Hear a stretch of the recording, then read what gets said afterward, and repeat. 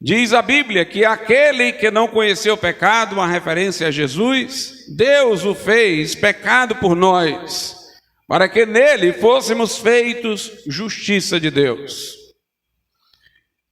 Não apenas lá na cruz, Jesus, embora sendo justo, apareceu ao Pai como um homem pecador. Mais do que isso, ele apareceu como sendo o próprio pecado.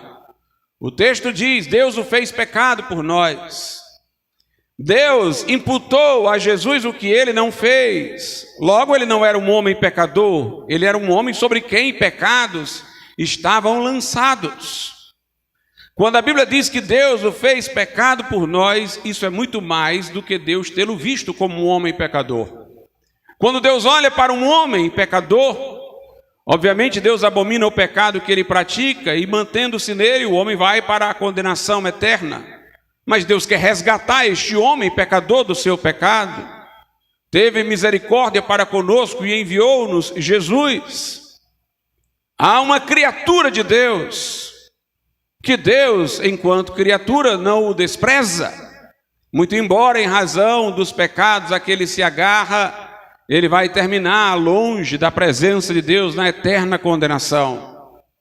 Mas lá naquela cruz, Jesus não era apenas um homem pecador, porque ele não praticou nenhum pecado para que fosse um homem pecador. Os nossos pecados foram lançados sobre ele. O que Deus viu não foi simplesmente um homem, mas os nossos pecados. Por isso Jesus disse: Deus meu, por que me desamparaste? O Pai escondeu o rosto, porque ali estavam os nossos pecados. Deus o fez pecado por nós.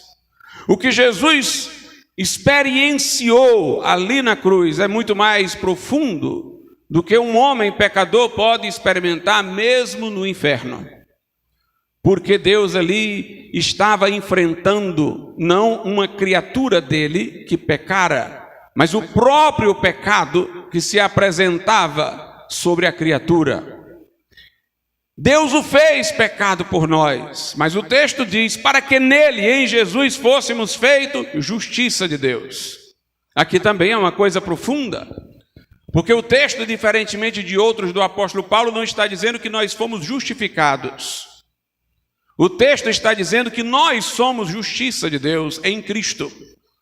Ou seja, Deus nos ama como ama a sua justiça.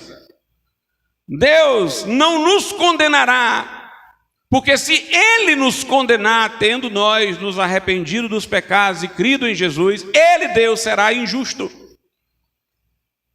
Não é só a questão de que a dívida foi compensada, é que o caráter de Deus está em jogo na nossa salvação.